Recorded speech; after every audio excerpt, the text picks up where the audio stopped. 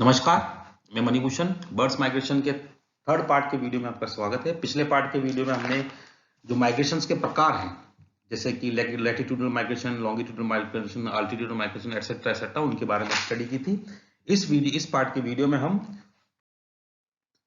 जो माइग्रेशन के दौरान डिफरेंट टाइप की विथलिया और उसके जो डिफरेंट पहलू होते हैं उनके बारे में स्टडी करेंगे, जिसमें पहला है नेश और दिवा उड्डयन या नॉक्टर्नल डायurnal फ्लाइट्स। मतलब कुछ पक्षी दिन की तरफ उड़ते हैं, उनको हम कहते हैं डायurnal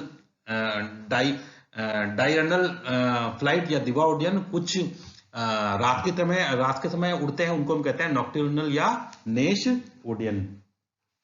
तो पक्षियों की कुछ जातियां दिन के समय तथा कुछ जातियां रात्रि के समय प्रवास करना पसंद करती, जैसे मैंने बताया था। जैसे बतख, गल्स, तटीय पक्षी व अनेक दूसरे रात्रि और दिन दोनों समय प्रवास करते हैं। ये जो ऊपर जातियां बताइए दोनों समय प्रवास कर सकते हैं, परंतु अनेक बड़े पक्षी जैसे कौवे, अबाबिल, रॉबिन्स, कस्तूरी, बाज, नीलमी, ये सामान्यतः दिन के समय उड़ते हैं। बड़े पक्षी दिन में उड़ते हैं और छोटे पक्षी रात को उड़ते हैं। रीजन क्यों?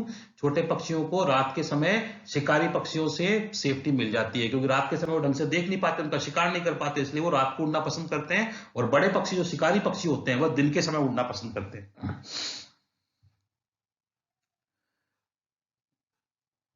उचित स्थानों पर चुगने को रुक सकते हैं, परंतु अबाबिल, बसातिया वायु उड़ते समय अपने भोजन कीटों को पकड़ लेते हैं। ये जैसे मैंने आपको बताया।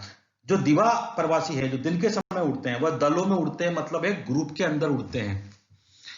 झुंड की भांति संगठित हो सकते हैं, जैसे कि बतख, राजहंस, हंस, या अकेले भी उड़ते हैं, जैसे कि। परंतु पक्षियों का विशाल बहुमत मुख्यतः नैश प्रवासी होता है। अधिकतर छोटी पैसरी चिड़िया जैसे फुदकिया, वाबल्स, थ्रशर्स और गोरैया आदि होते हैं। शत्रु से बचने के लिए वह रात्रि में अंधकार के सुरक्षा आवार में उड़ना पसंद करते हैं। मतलब मोस्टली बर्ड्स जो होते हैं वह रात्रि के समय ही उड़ना पसंद करते हैं, रात्रि के समय ही प्रवास करते हैं। जैसा मैंने बताया, उनको उससे शत्रुओं को बचने में या शिकारी पक्षियों से उनको बचने में सहायता मिलती है। दूसरा आता है प्रवास काल में पृथक्करण, सेग्रेशन ड्यूरिंग माइग्रेशन। कतिपय पक्षी जैसे नेश या दिन में उड़ने वाले बाज, स्विफ्ट, किंगफिशर्स पृथक पृथक टोलियों में यात्रा करते हैं, जबकि अबाबिल, टर्कीज, ब्लूबर्ड्स अनेक जातियां भोजन खोजने की विधि में समानता कारण मिश्रित टोलियों में यात्रा करते हैं। कुछ पक्षी अलग अलग उड़ना पसंद करते हैं, कुछ पक्षी ग्रुप में उड़ना पसंद करते हैं। यह प्रवास काल में पृथक्करण पाया जाता है। मिश्रित टोलियों में, अलग अलग टोलियों के अंदर यात्रा करते हैं, मतलब कुछ पहले निकल जाते हैं, कुछ उनके पास निकल जाते हैं। इस प्रकार इनमें वेरिएशन पाया जाता है। अब बात करते हैं प्रवास का प्रवास या रेंज ऑफ माइग्रेशन। प्रवासी पक्षियों द्वारा तय की गई दूरी स्थानीय दशा और संबंधित जाति पर निर्भर करता है। मतलब उस जाति उड़ने में कितनी सक्षम है और वहां की परिस्थितियां कैसी है, उस पर डिपेंड करता है। जैसे कि हिमालयन हिम तीतर केवल कुछ 100 फीट ही नीचे उतरती है और या 1 या 2 मील की दूरी तय करती है। जिसके अलावा जबकि चिकेट्स 8000 फीट ऊपर से नीचे जा सकती है, एल्टीट्यूडनल प्रवास शो करती है। लंबी दूरी के चैंपियन की बात की जाए, सबसे बड़ा होता है आर्कटिक टर्न या स्टर्ना पैराडीजिया।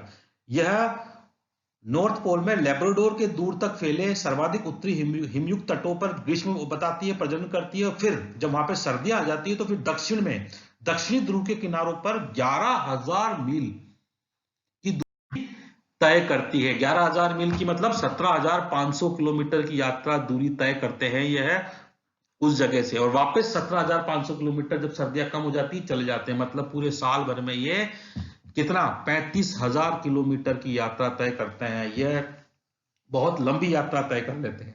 इसी प्रकार लंबी उड़ान की प्रतिष्ठा अन्य पक्षियों में से गोल्डन प्लवर्स हैं, सैंड पाइपर्स हैं, बॉबलिंग्स हैं, व्हाइट स्टॉक्स हैं, अबाबिल हैं, जो आर्कटिक से लेकर दक्षिण अमेरिका में अर्जेंटाइनस तक 6,000 से 9,000 मील की दूरी तय करते हैं। मतलब ये भी बहुत लंबी दूरी तय करते हैं। अगर हम बिना रुके उड़ने की बात की जाए तो सबसे पहला उसमें आता है गोल्डन प्लविस, जो बिना रुके सर्वाधिक लंबी दूरी तय करती है। यह उत्तरी अमेरिका की हडसन की खाड़ी और अलास्का से दक्षिणी अमेरिका तक 2400 किलोमीटर या 2400 मील और लगभग 4,000 किलोमीटर दूरी बिना रुके उड़ती है। ये देख लीजिए, और ये पूरी दूरी 48 घंटे में तय करती है। लगातार 80 किलोमीटर प्रति घंटे से की रफ्तार से उड़ते हुए ये 48 घंटों में 4,000 किलोमीटर की दूरी तय करती है बिना रुके। तो यह माइग्रेशन करती है, इस प्रकार से माइग्रेट करती है। इसी भांति जो लघु गोल्डन प्लोवर है, यह अलास्का से हवाई द्वीप तक बिना रुके करीब 3,500 किलोमीटर की दूरी करती है। तो ये पक्षी है जो बिना रुके इतनी लंबी दूरी तय करते हैं। अगर उड़ान की ऊंचाई की बात की जाए, एल्टीट्यूड ऑफ फ्लाइट्स की बात की जाए, तो कुछ पक्षी पृथ्वी के बिल्कुल निकट उड़ते हैं, जबकि अधिकतम कुछ 3,000 फीट से भी ऊपर उड़ते हैं। मतलब कुछ पक्षी तो जमीन के पास उड़ना पसंद करते हैं, कुछ पक्षियों की ऊंचाई होती है 3,000 फीट से भी अधिक ऊंचाई पे वो अपनी उड़ान भरते हैं। जो जो अधिक ऊंचाई पर जाते हैं, कम घनी विरल वायु होने से बचने के लिए बायोंसी नष्ट होकर संतुलन गति बनाए रखने में कठिनाई बढ़ जाती है, इसलिए वो ज्यादातर नीचे उड़ना पसंद करते हैं। परंतु कुछ छोटे पक्षी होते हैं वो जो 5,000 से 14,000 फीट की ऊंचाई तक भी उड़ान भरते हैं। कई पक्षी होते हैं जो एंडीज और हिमालयन पर्वतमालाओं के ऊपर से उड़ के आते हैं। हिमालयन पर्वतमाला 20,000 24,000 फीट से भी ऊंची है, उनसे भी ऊपर से पक्षी उड़ के आते हैं। तो हम देख सकते हैं इनके अंदर ऊंचाई पे उड़ने में भी कितनी वेरिएशन पाई जाती है, उनमें कितनी क्षमता पाई जाती है। अब बात करते हैं उड़ान की गति या अवधि, किस गति से उड़ते हैं और इनके टाइम पीरियड क्या होता है। अधिकतम छोटे पक्षियों की उड़ने की गति होती है 30 मील प्रति घंटा, मोस्टली यानी कि 50 किलोमीटर प्रति घंटे की रफ्तार से उड़ते हैं, जिसके अंदर बाज होता है जो 30 से 40 मील, तटीय पक्षी 45 से 50 मील और बतख जो होती है 50 से 60 मील प्रति घंटा तक उड़ती है। भारत के अंदर रिकॉर्ड की गई अधिकतम चाल स्विफ्ट की है जो 171 से 200 मील प्रति घंटा की रफ्तार से उड़ते हैं। मतलब स्विफ्ट जो होते हैं 82, मतलब अगर किलोमीटर में नापे तो 320 किलोमीटर प्रति घंटा की रफ्तार से वे उड़ने की क्षमता रखते हैं।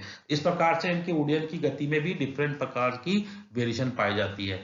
अब रेगुलरिटी ऑफ माइग्रेशन की बात की जाए, इनकी नियमितता किस प्रकार होती है। प्रवासी पक्षियों के अनेक जातियां वर्ष परिवर्ष अपने आगमन और प्रस्थान के समयों में आश्चर्यजनक रूप से सिमिलरिटी दिखाती है। यात्रा की लंबी दूरी और मौसम की अनिश्चितताओं के होते हुए प्राय केवल 1 या 2 दिन के अंतर से ही यह देर होती है, बाकी यह मतलब जगह से दूसरी जगह हर साल एक्यूरेट टाइम में पहुंचती है। मतलब इनके अंदर इतनी पाई जाती है, इतनी एक्यूरेसी पाई जाती है। अपने सही आगमन के समय पहुंचने वाली सहज वृत्ति या इंस्टिंक्ट माइग्रेशन कहलाता है। इस प्रकार से इस माइग्रेशन को हम इंस्टिंक्ट माइग्रेशन कहते हैं, क्योंकि अपने सहज वृत्ति से सही टाइम पे सही जगह हर साल रेगुलरली पहुंचती है।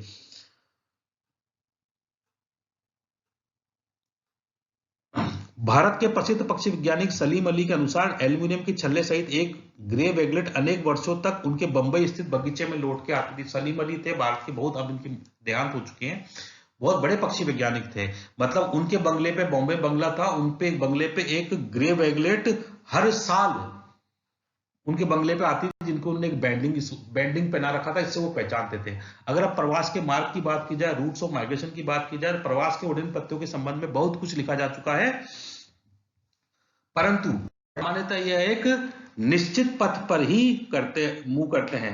लेकिन हिमाच्छित ध्रुवों के अतिरिक्त पृथ्वी पर शायद ही कोई स्थान बचा हो जहां पे ऊपर पक्षी नहीं उड़ते हो। मतलब पृथ्वी के हर क्षेत्र से ऊपर पक्षी उड़ते हैं, और इनका सबसे बड़ी बात है, इनका मार्ग फिक्स रहता है। ये हर साल एक ही मार्ग से एक जगह से दूसरे जगह पाए जाते हैं। इनके मार्ग में वेरिएशन बहुत कम पाई जाती है। इस प्रकार से यह एक ही मार्ग को हमेशा एक ही मार्ग से आते जाते हुए ये प्रवास या माइग्रेशन करते हैं। अगर प्रवासी पक्षियों में मोर्टेलिटी की बात की जाए तो डेफिनेटली अपने प्रवास के दौरान हजारों लाखों पक्षियां मारे जाते हैं, क्योंकि कुछ पक्षी बुजुर्ग हो जाते हैं, कुछ उड़ने की क्षमता नहीं होती, कुछ भूख के कारण, कुछ थकान के कारण, कुछ प्राकृतिक आपदाओं के कारण, कुछ शिकारी पक्षी के जो द्वारा शिकार कर लिया जाता है, कई जगहों पे मानवों द्वारा उनका शिकार किया जाता है। तो प्रवासी पक्षियों की मोर्टेलिटी रेट भी अच्छी नहीं होती, मतलब कम नहीं होती। एक जगह से दूसरी जगह जाने के दौरान हजारों पक्षी कई कारण से मारे जाते हैं। जैसे बताया गया, धुंधली रातों में कोहरे से गड़गड़ाकर, प्रकाश स्तंभ, स्मारकों, विशाल इमारतों, टेलीविजन टावर इनसे टकराकर, मानव निर्मित खतरों से टकराकर, ठंडे मौसम, बर्फीले तूफान, इन सब से टकराकर, इन सब से नष्ट होकर, मनुष्य द्वारा भी इनका शिकार कर लिया जाता है। इन सब कई कारणों से इनके प्रवास के दौरान इनकी मृत्यता रेट या मोर्टेलिटी रेट कहीं अधिक होती है। इसके आगे की स्टडी हम नेक्स्ट पार्ट के वीडियो में करेंगे। धन्यवाद।